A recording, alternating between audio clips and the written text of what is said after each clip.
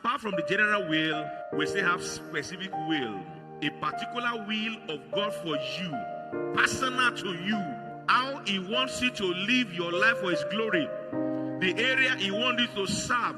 The places He wants you to go. The ministry He wants you to engage in. How He needs you to work for Him, which may differ from my own.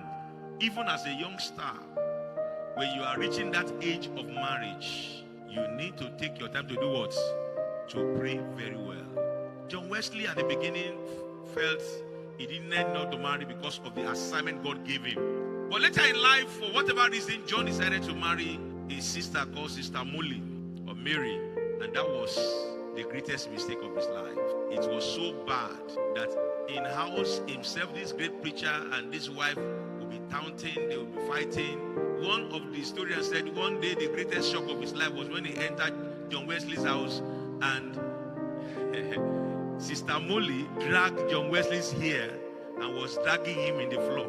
Yeah, many of us may not have come across those stories, but it all borders on a mistake that he made in his choice. I'm praying for all our young ones.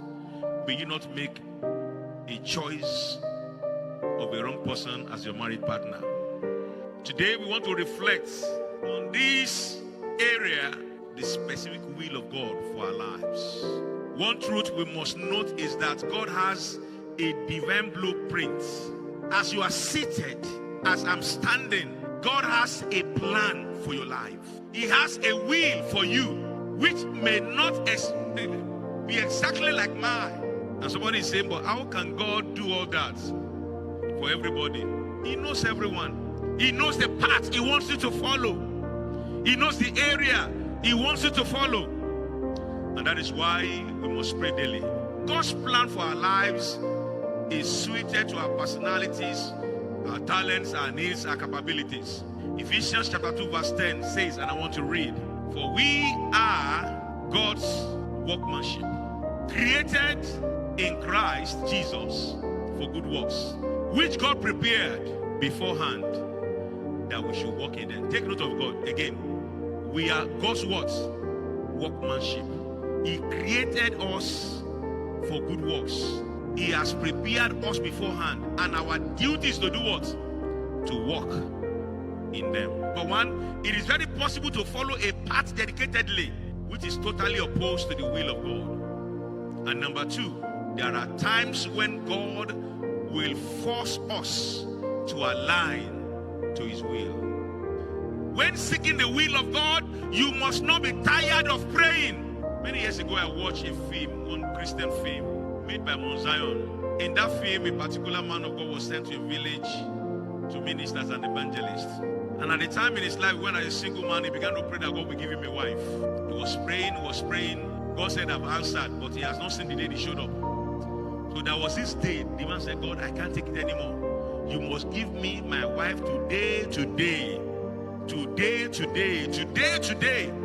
the devil had him, said, today, that is an opportunity for us to help him. And the devil just manufactured one daughter, I think they call it daughters of the river. I don't know how many of us watch the beginning of the river. A lady from the rivers, a demon, who came today. And she didn't come like a child of the river. She so much dressed like a child of God with the SU signal, no hearing, no nothing, to make her look today. And her brother, because he has said today, and he got a lady today, who looked like today package. They didn't waste time, but that was what wrecked his ministry. When you are seeking the will of God, be willing to do what? To wait, to stay. If it takes him a longer time, let it take. It's better to wait for the will of God longer than to have the will of the devil shorter time. Because the will of God, of the devil, that comes at a shorter time will shorten your life. If you want to find the will of God for your life, surrender.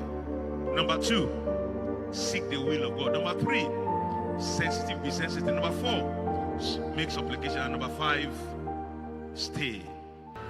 Holy